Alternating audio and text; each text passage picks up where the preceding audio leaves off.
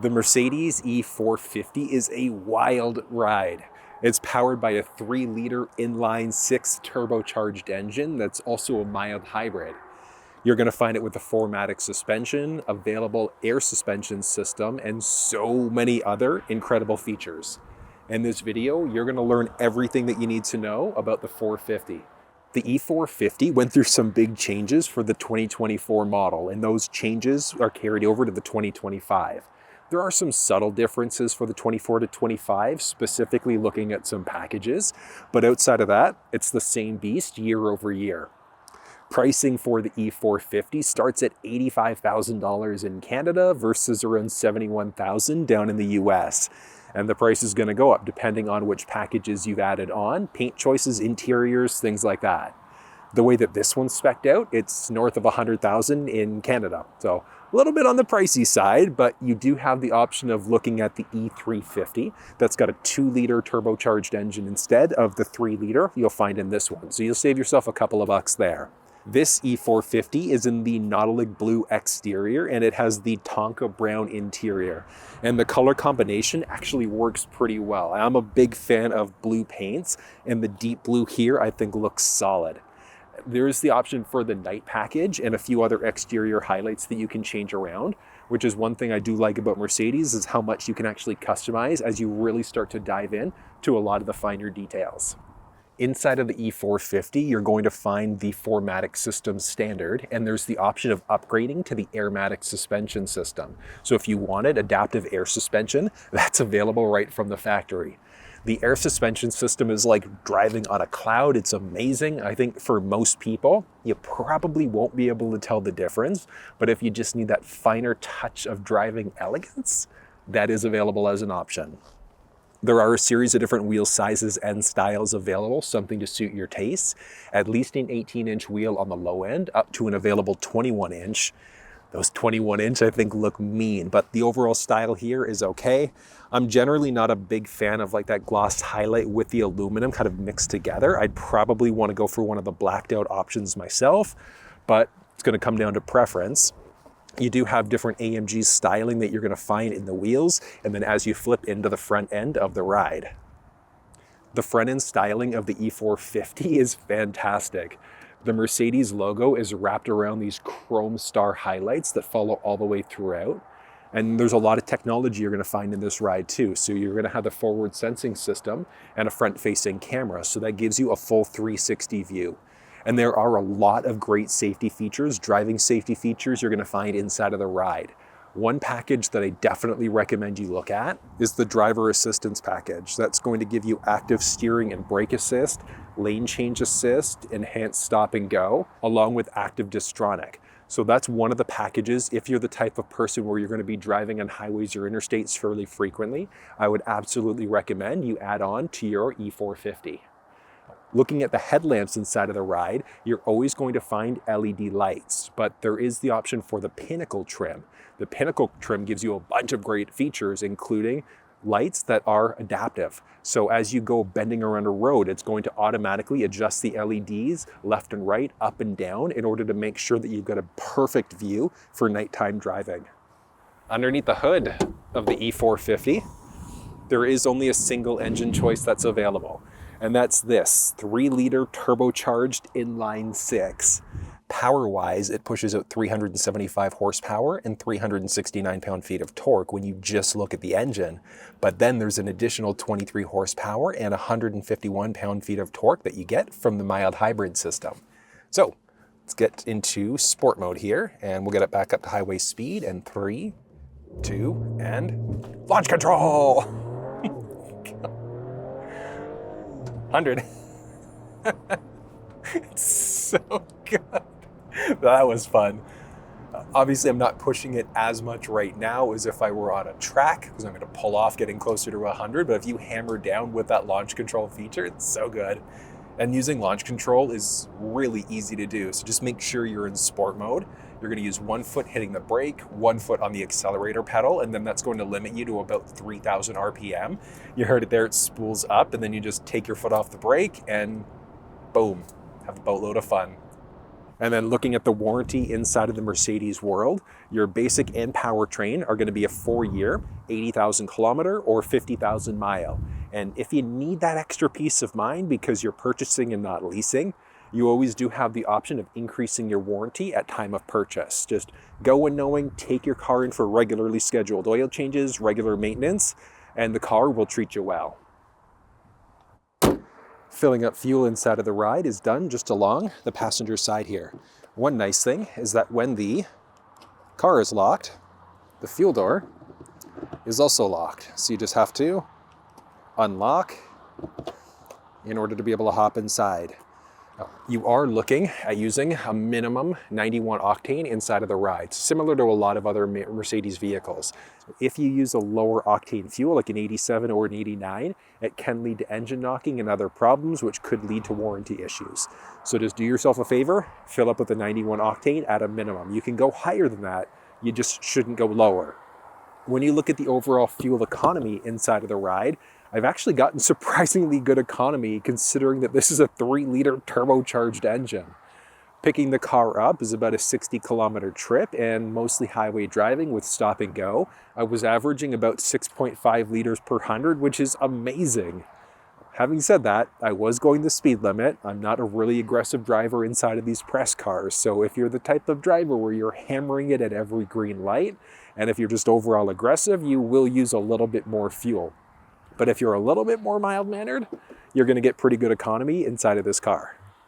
The rear end style of the E450 is sleek. I love the way everything kind of slopes down and is just rounded out nicely. All of the badges in the back here are chromed, and there's a little lip that goes all the way throughout the trunk door and down low on the bottom part of the bumper, chromed out with that dual tip exhaust. Technology-wise in the back end, there's the reverse park sensing system and there's a backup camera. There are LED tail lamps inside of the ride, and that's regardless of the trim that you're looking at. And then actually getting into the trunk of the ride is straightforward. There's a button just to the left-hand side of the driver's door. You can use the key fob to do it. Just underneath the Mercedes badge in the back, there's also a handle there with a button that you can push to get inside. And then you're also going to find a foot-activated liftgate. So as long as you've got the key fob on you, all you're going to do is just swipe your foot in the back. I love that. There is the option of setting it up for a different height too. So if you didn't want to open it up past a certain point, that is available. But inside of the trunk, it's pretty straightforward. There's nothing really off to the right-hand side except for a power release for that second row seat. Off to the left-hand side, there's a little cargo net, so a bit of storage, along with that release for that second row seat. There is a little storage tray, and lifting that one up, you are going to find a little inflator kit along with the goop. So goop inflator, so if you puncture a tire, you can try to seal it up yourself. But one of the nice things about being a Mercedes owner is that you do have access to roadside assistance. So if you ever pop a tire, puncture a tire, something happens with your ride, there's trip interruption coverage and all sorts of other things. It's just one of the added benefits of being a Mercedes owner. And like I mentioned, folding down the second row seats, it is a power process. So there are buttons along the left and the right side. So let's start off on the right. You're just going to push that button off to the left, same idea. So it's a 60-40 bench. It's 60 on the driver, 40 on the passenger. And then you can kind of separate them out one side or the other if you want to. But there is a solid amount of space inside of this ride. And those second row seats can only be folded down from the trunk area. You can't do it from that second row. Then, looking at the size of the E450. So I'm 6 feet tall just for reference sake, and I am towering over this sedan. Makes sense though, it's lower to the ground, which a huge benefit means that your rollover risk is way lower. Getting into the first row of the ride, it's easy enough. Getting into the second, equally as easy, but also potentially a little bit tight, just depending on how far forward those first row seats are. The handles inside of the ride are pretty interesting. So you can push along any of the doors, the handles there, in order to lock. And then after a few seconds, you'd also be able to push to unlock if you'd like to. And then just using the key fob, unlock in order to open up the doors. Now, side view mirrors there you saw are power folding. They've got turn signals integrated. There's the side mounted camera. They also have a blind spot monitoring system. So if somebody enters the blind spot on either side, it'll highlight there to let you know. And they're also auto dimming. So if there's somebody behind you with their brights on at night, those are automatically going to dim out. Hopping inside, oh, this Tonka Brown interior. Normally I don't go for brown interiors, but this one's neat. I like that ambient light that you can see throughout, wrapped underneath here too. You've got your basic unlock lock buttons, all the controls for adjusting the seat. You've got at least heated seats inside of the ride with the option for ventilated. Seat memory is always going to be there. This one has the upgraded audio system. Touch on that in a second. With your basic controls. So power fold your side view mirrors. There are window controls. And then this one also has, look at that, a little shade in the back. So that's not standard. It is available as an option, but just an extra touch of comfort and class. I like all of the highlights here though. That metallic highlight throughout. I love the way that the speaker is designed. You've got your trunk release. There's a scuff plate here that glows beautifully at nighttime. But the seat here, Tonka Brown. So it's not an interior I would normally go for, but the seat, like just the style here works. I love the black headliner. I'd probably go for a black seat myself. There are different color choices available, but if you want something a little bit more unique, this one's available. But I like all of those highlights because you look around, wrapped all the way through at the dash. You can see there a tiny brown highlight wraps all the way through. It's kind of neat. We're looking at seat comfort. So I'm 6 feet tall, and hold on, let's go with the seat as far down as it's gonna go. This is ridiculous. All right, so if the seat as far down as it's gonna go, I've got about 4 inches of headspace. So you're 6'4", 6'5", you'll probably comfortably be able to sit inside of this ride. Oh, it's nice. There's one thing, I love the seats for the most part. I think the headrest could use a tiny bit more cushion. Like a little bit. It's comfortable. I think it could just be that little bit nicer. Still pretty good though. And let's do a little startup here.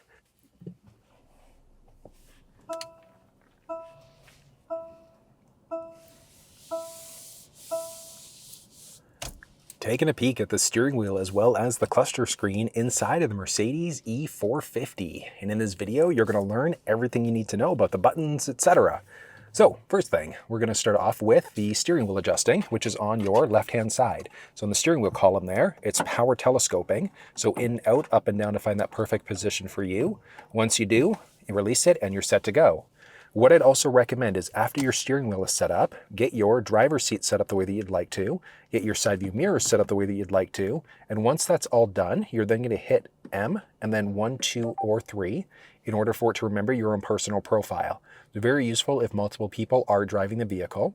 You've got the option for heated first row seats and ventilated first row seats. So I guess technically heated first row seats are standard. Ventilated first row seats are available there as an option. And then so many different buttons. So you've got your buttons along the top there, and that's to navigate through the cluster screen as well as the head-up display if you've got it.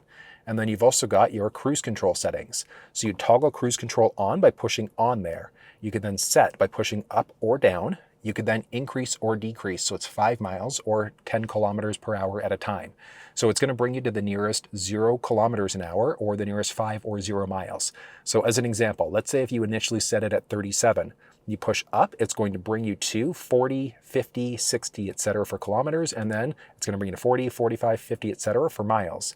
You could then swipe up or down. So you're essentially dragging your finger up or down there in order to increase or decrease 1 kilometer or 1 mile per hour at a time. You can hit the brake to cancel your speed. You can hit the cancel button to cancel your speed, and then you can hit the resume button in order to resume your previously set speed. But if you actually want to see the cruise control system used in person, check down in the description of this video for a live walkthrough demonstration. The other one I'll point out is the gap adjustment. So that's how close or far are you away from the vehicle that's in front of you with 4 unique levels. In my personal opinion, like I'm okay with being, oh, it's getting chilly. I'm okay with being on level 1 for residential streets and highways. That's a matter of preference though. Like you might want to be on level 2, 3, or 4, just depending on your own comfort level. I'd recommend level 1 on residential streets, maybe level 3 on highways or interstates, just depending on your own comfort level there. And then just toggling the system off. Buttons along the right-hand side, there are so many options. So you've got a favorited button there, which is going to give you the flexibility of, we've got it set up to connect a device. You've got your voice assistant. So there's the option of using your voice. Hey, Mercedes. Yes. and then that would pull up. So you'd be able to do things like turn on the heated steering wheel. You can use climate using your voice and so many other things. Or you could tap the voice command prompt there. Now, if you, oh, there we go. Now, if you had a phone connected through Android or iPhone devices, so Apple CarPlay, Android Auto, etc., if you push and hold, that's going to either bring up your Siri or your Google Assistant if you were hooked up over your phone through Android Auto, Apple CarPlay. You've got a volume slider there. You can push along the bottom in order to mute. You can answer or hang up on a phone call. And then you've also got a little dial pad along the top, and that's actually to control the infotainment system. So you can swipe across in order to move between different options there. You could then push in if you'd like to. You can swipe up or down to get to different options, move across as necessary. There's a basic back button to bring you back a screen. You can go back to the home screen there on top of that. So it's pretty neat. So rather than kind of moving over and fiddling with the infotainment system, you can control things there. But the majority of things you can control using your voice.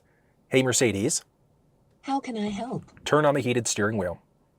Okay, I'm switching on the steering wheel heating. I mean, that's neat. Hey, Mercedes. Yes? Turn off the heated steering wheel. I'm stopping the steering wheel heating for you now. It's a fairly smart assistant from that perspective. Like I said, you can control most things. You can adjust the climate using your voice. You can say I'm hot, I'm cold, etc. And it would automatically adjust climate for you. It is really, really cool. And then other things. Stick along the left-hand side is going to be for your wipers. So you've got different options there. So you've got your different intermittent levels. There's a button on the tip of the left stick. You can tap it in order to get your wipers to go once. But if you push and hold it, that is going to get your windshield wiper fluid going.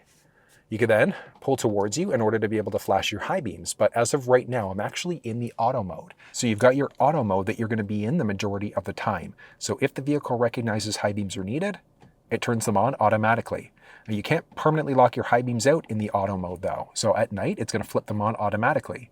If you want to lock on your high beams, you're going to go to the right, push away to turn them on, pull towards you in order to turn them off. Then you've got different light modes that are available, along with a switch in order to be able to turn your fog lamps on or off if you've got them. Along the right-hand side, you've got your actual shifter. So with your foot in, hop up in order to get yourself into reverse. You're going to lightly push down, not all the way, because if you are in reverse and you push down, that's going to bring you into drive. So on drive, you're going to lightly lift up, or in reverse, you're going to lightly push down in order to get yourself into neutral. And then there's a button on the tip of the right stick in order to put yourself into park. Then there's paddle shifters inside of the car. So you've got your minus on the left-hand side, plus on the right side. So if you wanted to drop gears in order to shoot up your RPM gauge to get some speed to pass somebody, you could. You can also use that in order to be able to shoot those RPMs up. And if you don't hit the accelerator pedal, it would essentially be engine braking instead to slow yourself down. But if you've never used paddle shifters before and you want a deeper explanation of how they're used, check down in the description of this video. And then you've got a series of different customization options inside of the cluster. And inside of the cluster screen, what we're going to do in order to navigate through, you're using the home button and then the back buttons here along the left side of the steering wheel. So if you tap the home button there, that's going to bring up this view. Tap again to get back to this view. But inside of the cluster screen, you've got your current speedometer. You've got your fuel gauge done two different ways. So it's your kilometers or miles till empty. And then you've also got your gauges down this way. You've got your current time along the bottom, your current outside temperature, what drive mode you're in, and then the gear that you're in there. And then on top of that, you've also got your tachometer. Love it. And then as you have different settings enabled along the top, so you can see your speed sign recognition. So if the vehicle recognizes the road speed, it would show up. If the cruise control setting was active, that would show up there. You've also got your current speed, so that's done differently. This one is a lane keeping system notification. So if the vehicle recognizes the lane markings, that's going to go green. So these things will both go green. With the one on the right side, that one's going to be your lane keep assist. So if you start to veer over into another lane without signaling, it can nudge you back into your lane. This little feller is for steering assist, so it's going to keep you nice and balanced. It's not full self-driving, because you technically do need to keep your hands on the steering wheel. After about 10 seconds, you get a message in the cluster to put them back on, but that is available now. If you ever get any messages there, tap the OK button to get rid of them. But there is the option for lane change assist. So when that's green, it's going to have little arrows next to it, and there might be A's next to that. So there are two different versions of the lane change assist. There's manual and auto. With manual on highways and interstates, you hit the turn stalk to go left or right. It's going to check next to you and automatically shoot you over one way or the other. With the auto mode, you'd have a little A next to that on each side, and that's an auto change. So what's going to happen there is that if the lane that you're in, the vehicle recognizes the cars in front of you are going too slow, it's automatically going to turn on the signal for you and change lanes for you. You can stop it by pushing the OK button or by tapping that turn stalk again, but it is a great system overall. The first few times you use it might freak you out, but it's a great system. Now, it's not standard across the board, and you can adjust out what mode you're in inside of the infotainment system. And then from there, you've got your little rocker along the side in order to be able to go between different screens. So you've got your current odometer dropping down from start. So as of right now, I haven't gotten the greatest fuel economy. That's just because I'm sitting here doing an explainer video. But if we slide down a level, since I picked the vehicle up, again, that's kind of out of whack now. I was getting pretty good economy until I stopped to do these explainers, but you can see they're pretty good economy overall.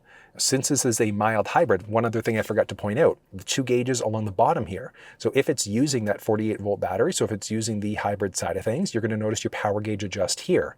As you go to brake, you'll notice that it shoots out, trying to recapture charge in order to charge that other battery up.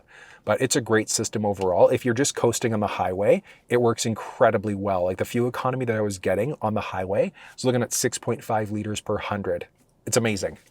And then you could, if you want to, push OK in order to reset. So if you wanted to reset your counters, you could, and that's for either the from start counter or the main trip 1 counter. Down gives you your eco display. So as you go to drive, if you're getting good economy, it's going to give you better stars if you're driving better. There's your current consumption levels, your attention assist. So if you start to veer over too many times with signaling, lane changing, dozing, things like that, eventually it's going to tell you that you should probably take a break. You can disable that through the infotainment system. And if we, let's see, what do we have left? You've got your attention assist and back into your SiriusXM. You can swipe across in order to get to all of your available presets. Swiping up again, swiping down, I should say, gets you to this little mapping cluster. So it's pretty neat once you've got an active route going. Actually, let's look at putting in an address here. Let's look for some random food. And here we go, just something random. And let's go. There we go. Look at that, your little mapping cluster. You can see what's going on. Now, you've also got the button here, so your home icon. Swiping across to the left brings you to the sport screen. I think that looks really cool. So I would probably have that screen on myself the majority of the time, but you could also have more of this like relaxing classic view. There's a full mapping cluster view, which, I mean, that looks really cool in and of itself. You've still got your digital speed and all the important information, but if you'd prefer to look there instead of over in the infotainment system, you could. There's an assistant screen. So as you start to drive, that's interesting, there's no car in front of me, but as you start to drive, you'll notice that you've got cars passing you, lanes and things like that. It's kind of neat the way that that looks as you drive. Back to service. So this is where you're going to see all of your important information. So your current tire pressure, coolant levels, engine levels, and things like that. And back, let's get back to that main screen. And then if you tap again and push up, that's going to give you the flexibility of being able to jump between different options for your head-up display. So you can toggle the head-up display off completely if you'd like to, toggle it back on. You can adjust out the settings. So do you want it sitting a little bit higher or a little bit lower, just based off of your own personal height? You can adjust the brightness by swiping left or right on the OK pad.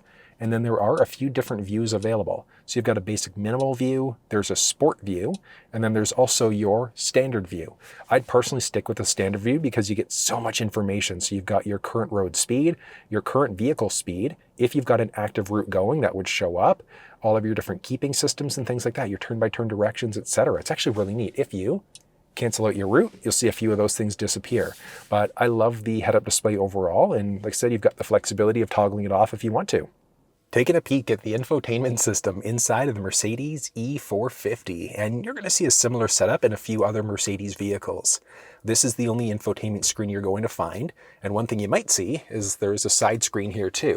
So that side screen is available as an option inside of the Mercedes-Benz lineup. I will touch on that one last though, but there are some different things that you can do with the screen. But diving into the main infotainment system, this is going to be the home screen that you're typically met with.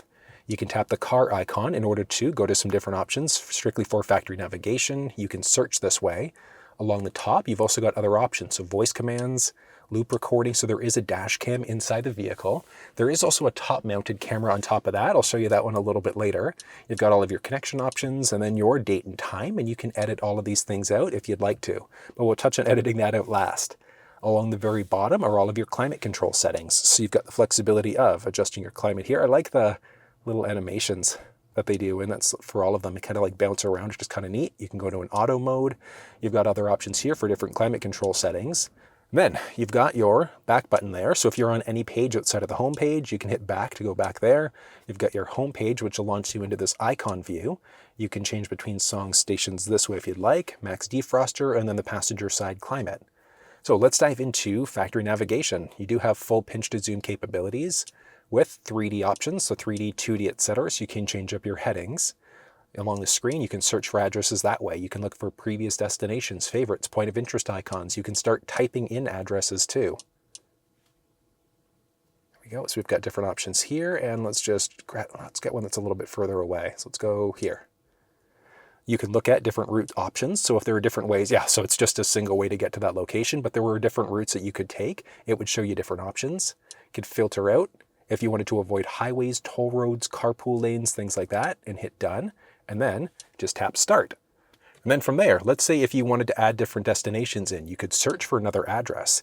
So maybe point of interest icons, you wanted to stop at a gas station first or next or whatever the case may be. You've got different options available. So let's select one that's a little bit further up. You can look at routes, you can add, or you can replace. So if you replace, you're replacing the previously searched for destination. But if you just hit add, that's going to add in that next route. And you can tap here in order to see the full route that you're taking. You can swipe across in order to see those options. You could then hit X if you wanted to cancel one of these out. Same idea, hit X in order to cancel out all routes. You could then look at previous destinations if you've gone to different places. You can tap that if you wanted to delete entry, delete all, save them as a favorite, or work or home. And the benefit there is that you could then say navigate home, navigate to work, and it would navigate you to whatever the saved address is. It's pretty neat. So if you wanted to, just delete all entries and delete. That gets rid of all of your previously searched for addresses. And then you've got all of your options here. So your favorited, etc. If you wanted to search for GPS coordinates, you could. It's latitude first, longitude second. There are a series of other options here. So if you wanted to avoid highways, toll roads, carpool lanes, things like that, viewing different things on your route. Do you want to see traffic accidents, auto zoom, so it'll zoom in and out for you. Augmented reality is pretty neat too. So if you had an active route going, you get a little side option here, and that would essentially be the front-facing camera, so the dash cam with an overlay. It looks really cool when you've got that factory nav option, and that's strictly for factory navigation. And then you can see different options. Do you want to get reduced messages, detailed, etc.? Straightforward. But that's using factory navigation. It's really simple. Along the bottom there, you've also got your current sources for audio. But let's actually go line by line here. Starting off with apps, there are a boatload of options. So you've got your Mercedes app, Amazon, Apple Music, Spotify, things like that. There's also a dash cam, and the dash cam is hidden up along the top there, so a front-facing camera. You do need to have a USB stick plugged in order for that dash cam to actively be recording. But it's neat because you've got that available as an option. Back, you've got pairs, so essentially just a few different games. And then there's a camera here too. So you've got your inside camera, where you could take pictures and videos and things like that. You can look at previously saved photos. So no photos there. If there were any, it would show up, all, etc. So that's actually kind of an interesting one. So that's not a standard feature, but it is available as an option. You could also see your front-facing camera there too. So make sure you're plugged in order to be able to start recording. You can hit this in order to have your camera snapshots, different images. So if you're taking multiple pictures, it'll essentially do a quick shot there. That's kind of neat. A little different. And then gallery, if there were pictures that were available that were done using either the front-facing camera or that inside camera. And back from there, you've got your Mercedes store where you'd be able to download different apps and things like that. So different features for the Mercedes vehicle that you own. There are a series of comfort settings that are available. So you've got all sorts of options for your seat. You can do classic massage, relaxing massage, etc. for both the driver or for the passenger seat if you'd like to. But it's really nice. You can change out the intensity as well if you'd like to. Play pause as necessary. There are some different options for the seat. So you can control the kinetics, the lumbar, your side bolster. So if you wanted to hug your body a little bit more, you've got your different heating options. So do you want it focused on the lower part of the seat, the upper part, or kind of balanced in between for both seats? your additional seating options too. So inside of Mercedes vehicles, the armrest here is going to be heated. The armrest here is also going to be heated. So you could toggle that one on or off for the driver passenger side if you'd like to, but that's a really neat setting in the winter time. And then you've got different heating options for your steering wheel. See, your automatic seat position is there too. So all you would do is enter in your height, and then it would automatically adjust the seat for your perfect height. There's ambient light inside of the ride, and the ambient light, you can even see it during the daytime here. It is all over the place inside of this ride, and it looks so good at night. You can change out the color to be a unique color if you'd want to, or you can do a multicolor. So if you wanted to have part of it slightly different compared to the upper, you'd have the flexibility of easily being able to adjust out your ambient light. You can change out the brightness. So do you want it to be brighter or darker? You can also have operating feedback, which is kind of neat. So obviously it's going to be more beneficial at nighttime, which is where you're going to see it easier. But let's say if you start to veer over into another lane without signaling, you're kind of veering over, the lights on that side that you're veering into would essentially start flashing at you, trying to get your attention. And then you can turn all of these things off if you'd like. Then if we look inside of the glove box here, you're going to find this as an option. So if you look a little bit further back, you can see there that that's where this little scent bucket's going to go. So if you wanted to have a unique scent inside of the ride, that is available. Next up is going to be adding in a phone. So we're going to start off on the iPhone side of things. So what we're going to do on the phone, just pull up Bluetooth and connect a device.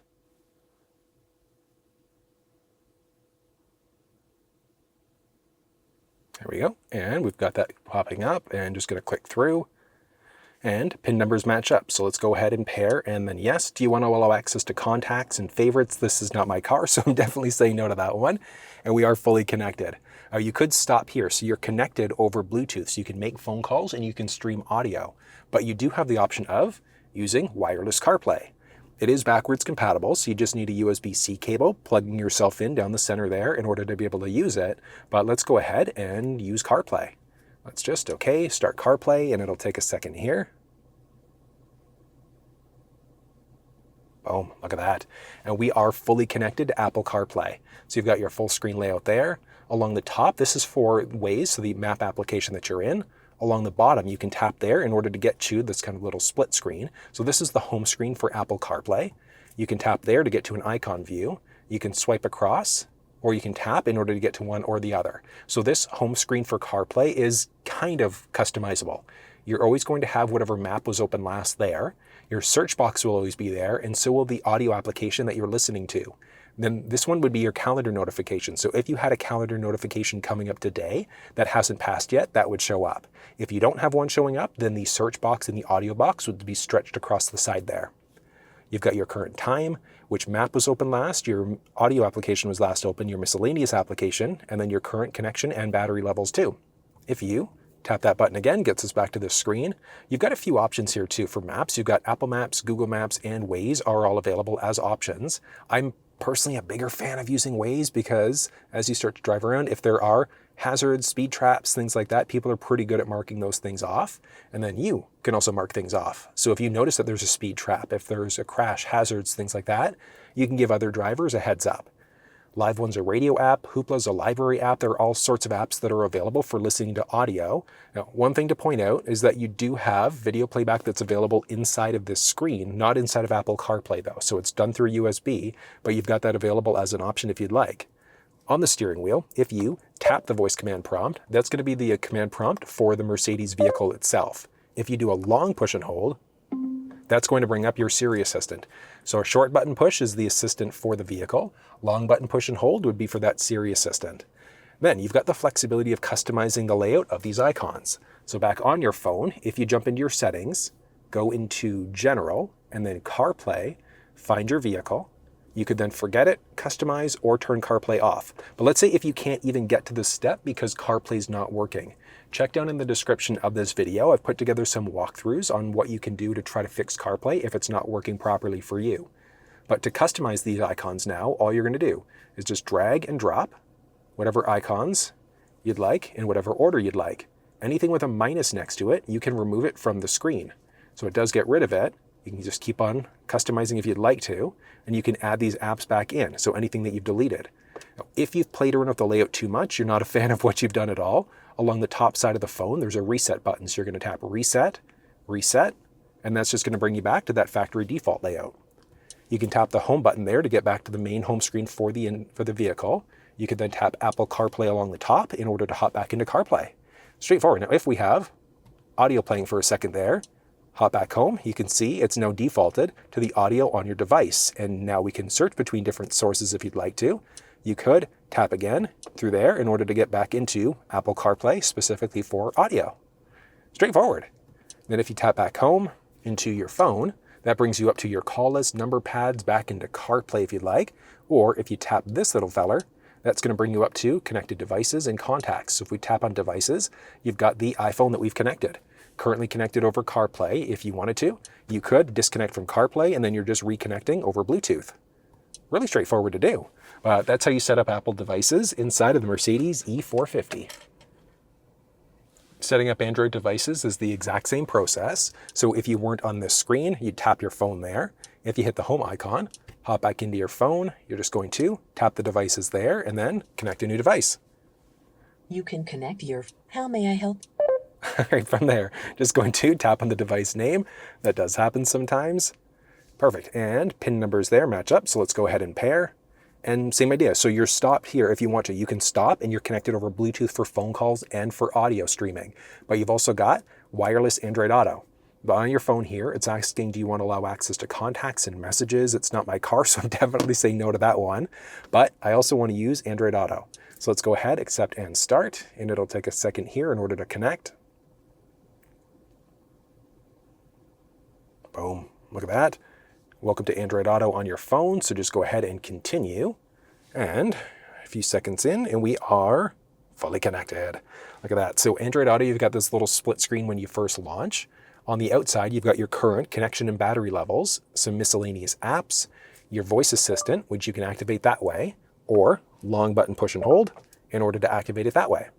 You could hit this button there in order to get to this little icon view with this little split screen. Now, if you've got Waze installed on your Android and it's not showing up, check down in the description of this video. I've put together a little walkthrough explaining how you can add Waze in easily to any Android device if it's not showing up. If you tap back in the maps, you can go full screen maps. So hitting here will give you the split screen. Hitting the map will bring you into full screen maps. And one thing I like about the Android Auto side of things is that it's full pinch to zoom capabilities.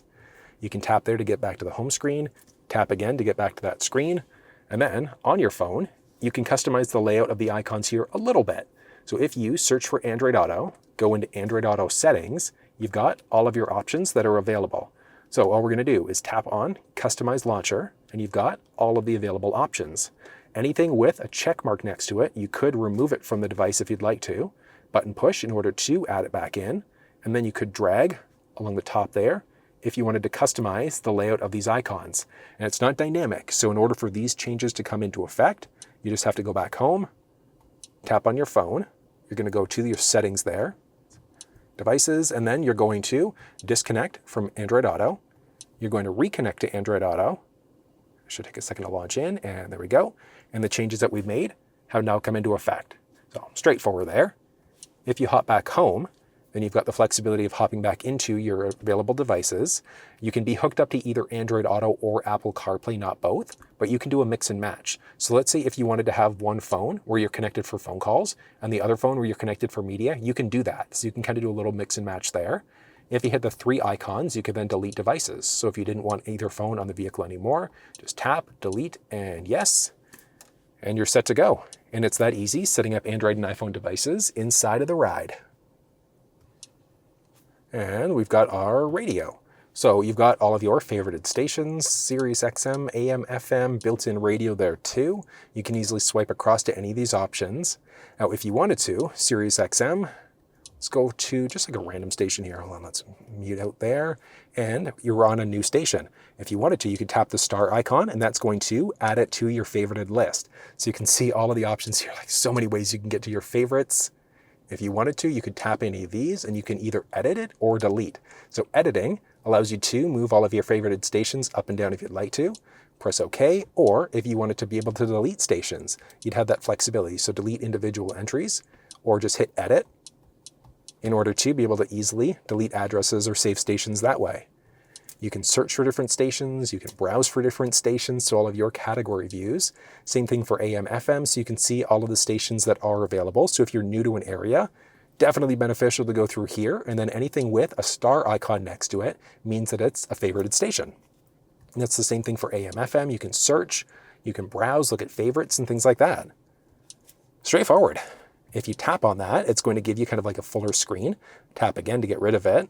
And that's the same for AM, FM, and SiriusXM. Now, since this is SiriusXM, you can pause if you'd like, you can restart. Then you've also got this notification bell. So if you tap that, you could then get a notification if the artist or the song comes on, song or artist comes on. So if you're a big fan of Feel Again, or you're a big fan of Moa Lisa, if any SiriusXM station plays either the song or the artist with these checked off, that means that you're going to get a notification when that song comes on any SiriusXM station. You can look at some different sound settings that are available. So pure, you can adjust your equalizer, so your bass, mid-range, and treble. What I'd actually recommend here is play one of your favorite songs, and as you're playing it, adjust these out until it sounds perfect for you. You can adjust out your balance and fade. So do you want it focused on the driver, people in the back, in the front, off to the side, etc. Recenter it back into the middle. You can do a full 4D sound available, and then sound focus. So do you want it focused on the drivers, the passengers, etc. Straightforward. I like how easy they make this. And then you've got some additional settings, which brings us just back down to this. So you've got SiriusXM settings, but that's using radio inside of the ride. And then you've got a unique media option too. So that's Bluetooth, Android Auto, Apple CarPlay if you had devices connected to stream audio, online music, or USB.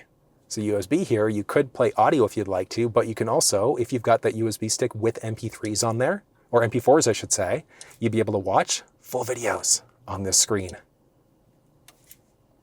Love it. I love that this has it now. Obviously, it's strictly going to be when you're in park, because if you shift out of park, it's not going to give you the flexibility of being able to watch video through this screen. Then media. So like I said, you've got a bunch of options there. You could look at all of the available options on the USB device. Hitting back brings you to this option, so you can add different things in as favorites, and back home.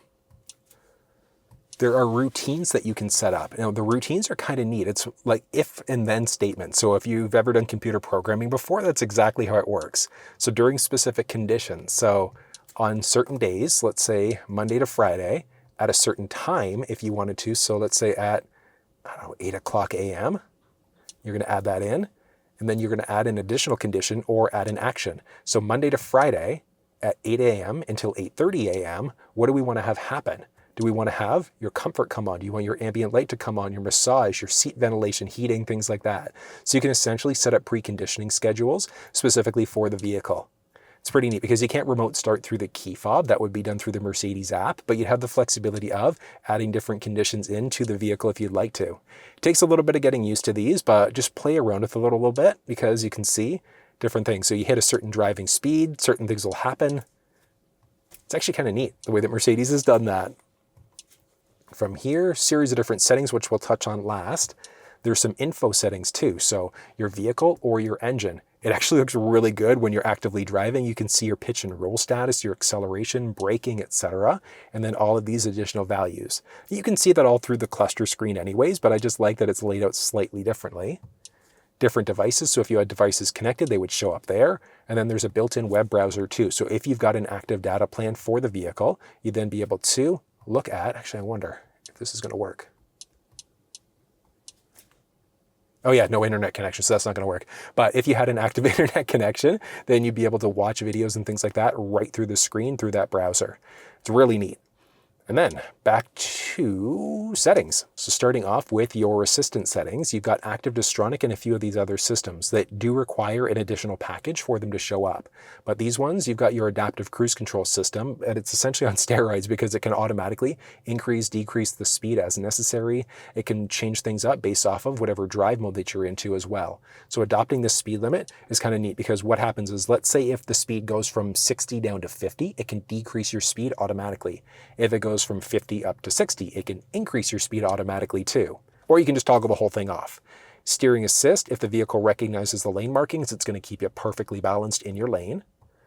Some different collision options. There's active blind spot assist, lane keeping assist. So if the vehicle recognizes that you're leaning over into another lane without signaling, it's going to try to nudge you back into your lane. It can brake for you on top of that. There's traffic sign assist, so if the vehicle recognizes the speed sign, it can give you a warning, and then audible alerts, and then are you okay with going over the speed limit by up to 10 kilometers, or it'd probably be about 7 miles per hour roughly. And exit out from there. Actually, I'm not a fan of that one. I'm going to toggle that off. You've got your traffic light view, your attention assist, so if you start to veer over too many times without signaling, eventually it's going to tell you that you should probably take a break. You've got different options for your camera, so you can open your camera cover there. In reverse, you can see your backup camera.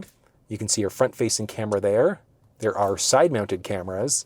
There's an auto mode that's available, so it'll automatically kind of shift. I love that little fisheye effect. But then if you take your finger, and if you start dragging around, you can see what's going on around you. Like you can even see, like as you hit the brake pedals and things like that, it is really, really cool. Hold on, actually pull that back up again. So yeah, as you tap the brakes, you can see what's happening there with your brakes too. Love it. And back into our settings. You've got parking options too. So as you go to park, do you want it to show spaces? There's even the option for active park assist. So the vehicle would be able to help out with parallel and perpendicular parking. But if you want to see a walkthrough on how the park assist system works, check down in the description of this video. Easy entry exit with these settings turned on. What it's going to do is that when you turn the vehicle off, it's going to push the steering wheel back and also back up the seat in order for you to get in and out of the vehicle a little bit easier. Roller sunblinds, there are a few that are available there too. So you've got your sunblinds along the top of the vehicle and then the back as well. So the back one is available as an option. That's not a standard piece of tech, but if it's available, you'd be able to open or close that rear sunblind. And that's the same thing for the one on the roof. Open and close, vehicle protection. You've got interior protection and tow away. Keep these things turned on because if the car is locked and somebody reaches inside the vehicle trying to start it, etc., it's going to sound the alarm. Same way, if someone's going to try to tow your vehicle, it'll sound off the exterior alarm to let you know. You can turn all of these things off if you want to. Do you want to get collision photos? So if you're in an accident, etc. Do you want your doors to automatically lock? When you go to lock the doors, do you want to get a little bit of a feedback to let you know? When you go to lock the vehicle, do you want your side view mirrors to automatically fold in? I love how they do their little animations here. See, with your trunk access, do you want to have it so that the trunk can't open up unless you enter in a password? It's actually kind of neat. So you would enter in a 4-digit PIN to get into the trunk. So you'd have to hop inside the vehicle. And then there's an opening height limiter. So you can have it open up to a certain limit. There is the option for foot activated, opened and closed for that door too. Dynamic select. So you've got your different dynamic driving options down the middle here. So as you move through, there's your eco mode, your comfort, your sport, and then an individual mode. So eco is to get the best possible fuel economy. Comfort, you're going to be in the majority of the time. Sport mode stiffens things up nicely. When you're in the sport mode, you'd also have the flexibility of moving into a sport cluster and then a sport head-up display. It's pretty neat. You could also do launch control too, regardless. You just make sure your foot's on the brake, hammer on the gas, and then you just release off the brake and you fly. It's a lot of fun. But inside of the individual mode, what do you want it to do? Do you want to have maybe eco driving with sport steering, or do you want to have maybe sport driving with eco steering and then your stability control? Do you want to be in comfort or sports? That's the dynamic handling you're going to get inside of the ride. Series of options for interior lighting. When you go to lock the vehicle, do the lamps just turn off or do they stay on for up to 60 seconds? Let's see, nothing exciting there. Ambient light, you can manage different settings, so we've already seen that option there. It's kind of neat, you can get to a few of these things a few different places, or a few different ways. And your system, you've got the option of having it listen for a wake word, and then you could have it start without a wake word. So Mercedes essentially would just start listening as you start to go. You can toggle all of these things off, but it is a pretty smart system. You can control your climate, as I was mentioning. You can control everything, navigation, things like that, all using your voice, even opening and closing the sunshade. It's pretty neat. So you can make it a little bit smarter. You can adjust a few different things for the displays too. So you can adjust your brightness for the driver display, for the central display, or for the passenger display. So you can adjust this display out, this one, or the cluster screen independently. With your display off, you can turn the passenger display off. You can turn this main display off too if you'd like to. So easily tapping that way on, off. Your home screen, you've got two different home screen layouts that are available. So you've got your basic home screen there, or there's a classic view. So if we look at the classic, I don't know, I think that one kind of looks pretty nice, but that one's going to come down to a matter of preference, because when you look at the home screen, you've got your navigation on the home screen there. I don't know, what do you think? What are you a bigger fan of? I kind of do like that more simple home screen there. That one's going to come down to a matter of preference, but you can adjust them out if you'd like to by pushing and holding the home screen. So if you're back here, push and hold in order to get back to this quick launch and change it out. Back to your settings, your passenger decorative image. So if you didn't have this passenger screen, that option just wouldn't be there, but you can have it so that the image in the passenger screen is something different. A little bit unique. Actually, it's kind of cool. A little compass view there. Kind of like that. And then you've got different options there. So you can't unfortunately upload your own, but you'd at least have the flexibility of adjusting that out a tiny little bit. And let's see, do you want your units to be in either miles or kilometers? One of the benefits of having this digital cluster screen is that everything changes around digitally. Really useful. And then do you want an additional speedometer? So obviously if you were in a US spec vehicle, that would be different. And from here, languages, look at this. So many languages available: English, Spanish, French, Italian, etc. Keyboards, nothing exciting. Apps, do you want to adjust permissions, storage, things like that? There's a fully digital owner's manual, so if this video didn't help out, or if you're getting weird messages in the cluster, you could look through to see what messages you're getting, basic system information, and some legal jumbo. Just underneath the screen, you've got a series of other buttons. So you've got this little feller, and that's going to change between all of your drive modes. You can pull up your 360 camera that way, move between your different views, go to your park assist option.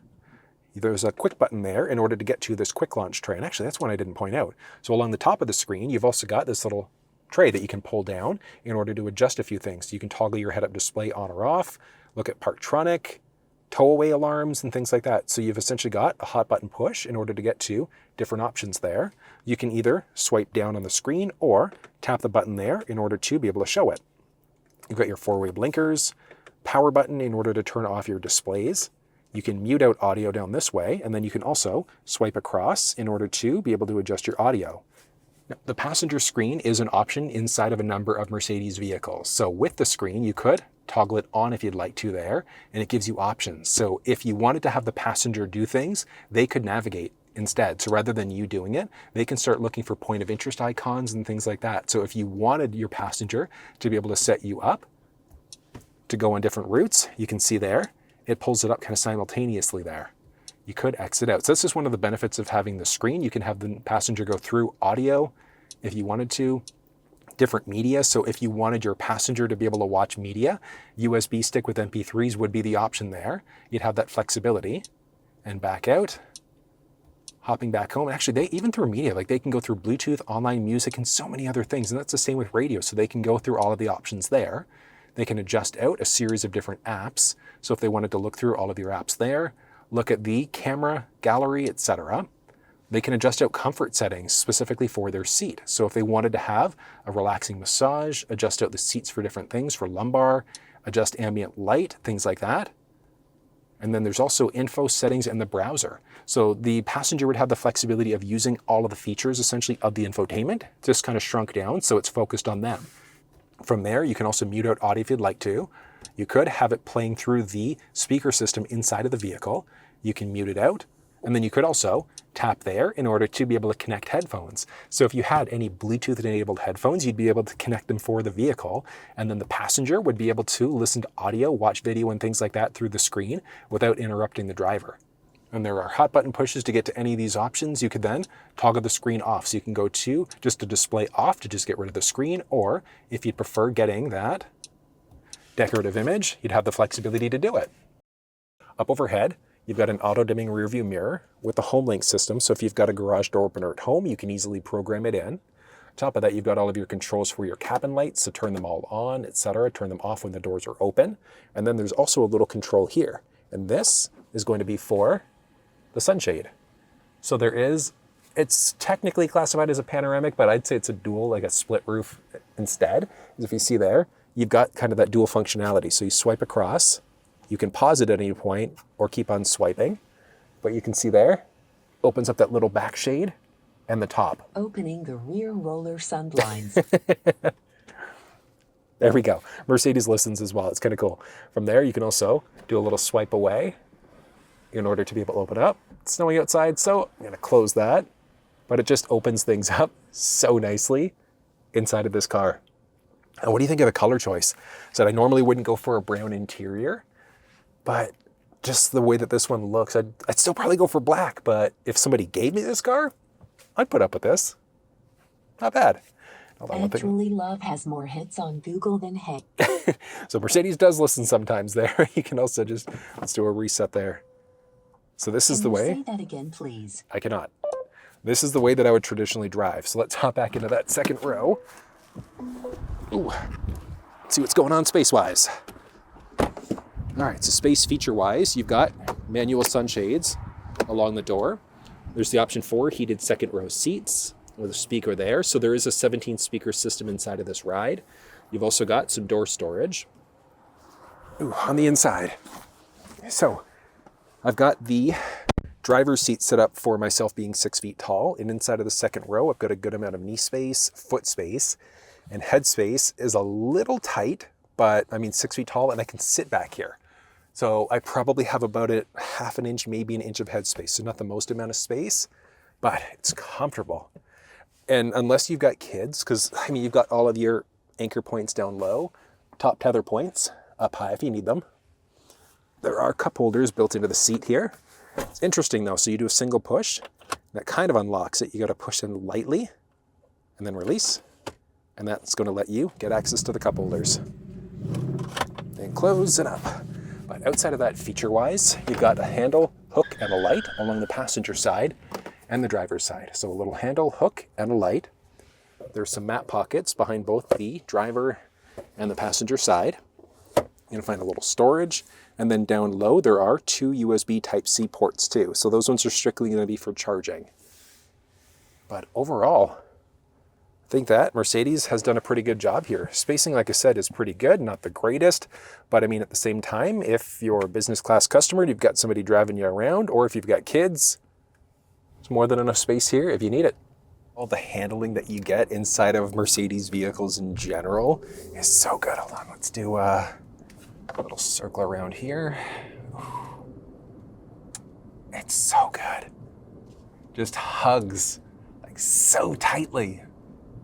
One thing that I would like to see would be the side bolsters. So if the side bolsters could hug your body the same way it does in other Mercedes vehicles, but that, oh, that's nice.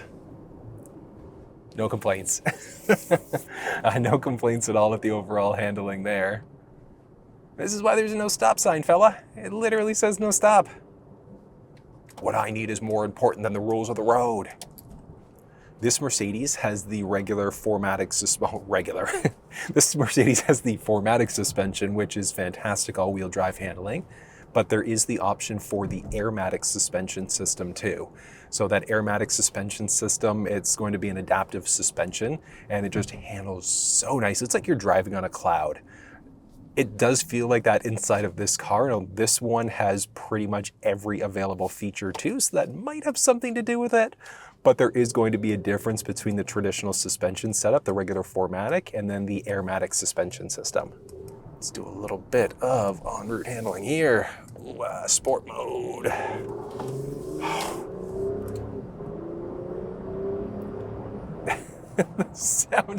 The sound is so good. The performance is so good.